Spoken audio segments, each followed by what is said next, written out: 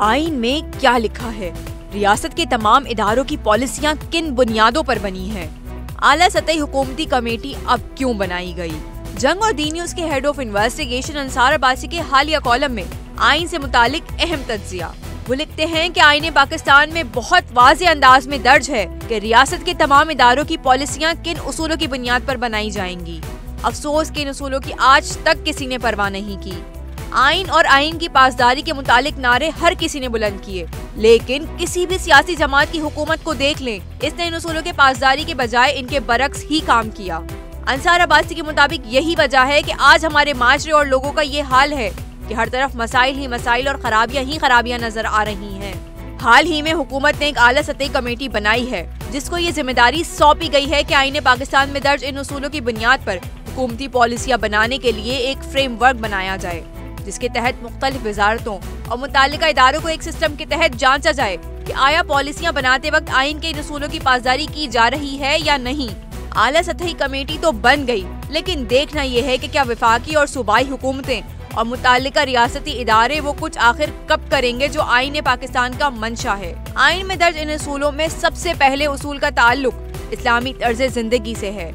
आइन में लिखा है कि पाकिस्तान के मुसलमानों को इनफरादी और इज्तिमाई तौर पर अपनी जिंदगी इस्लाम के बुनियादी उसूलों के मुताबिक मुरत्तब करने के काबिल बनाने के लिए और उन्हें ऐसी सहूलतें मुहैया करने के लिए इक़दाम किए जाएंगे जिनकी मदद से वो कुरान और सुन्नत के मुताबिक जिंदगी का मफहूम समझें।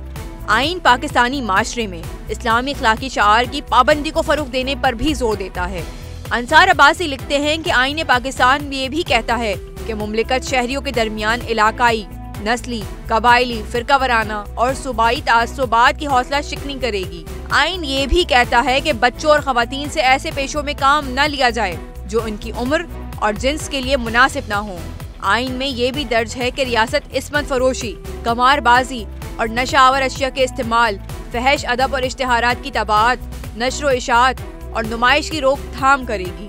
इन्हीं उसूलों में अवाम के हुकूक और सहूलतों की फराहमी के अलावा आइन शराब और सूद के खिलाफ भी बात करता है। जब आइन बनाया गया, अगर उस वक्त से संजीदगी और इखलास के साथ इन उसूलों की पासदारी की जाती तो आज हमारा ये हाल ना होता।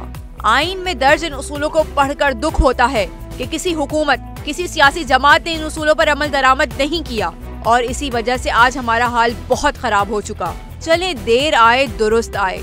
आखिर में सहाफी ये भी लिखते हैं कि अगर अब भी हमारी रियासत और इसके तमाम इदारे आईने पाकिस्तान की इन उसूलों के मुताबिक पॉलिसियां बनाएं तो न सिर्फ लोगों के मसाइल हल होंगे बल्कि हमारा बहैसियत कौम तेजी से माशरती और अखलाकी गिरावट का सफर भी रुकेगा और पाकिस्तान को आखिरकार एक इस्लामी फलाही रियासत बनाने के रास्ते पर गामजन होने का मौका भी मिलेगा, जो पाकिस्तान के कयाम की असल बुनियाद थी।